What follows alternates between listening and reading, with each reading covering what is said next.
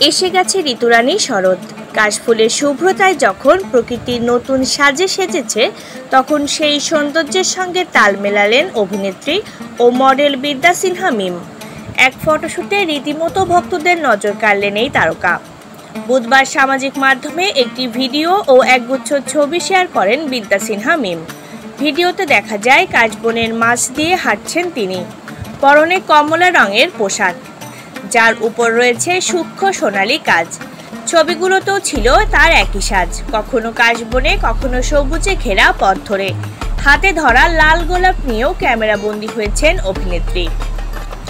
বলা বাহুল্য, মিমের এই লুক ও ভঙ্গিমা ভক্তদের নজর কেড়েছে।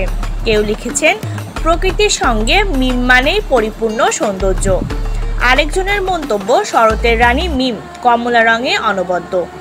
শরৎকাল এলেই নতুন লুকে ভক্তদের চমক দেন মিম। এবছরও তার ব্যতিক্রম হলো না। মিমের এই ফটোশুট ইতোমধ্যেই বেশ সাড়া ফেলেছে তার ভক্তমহলে।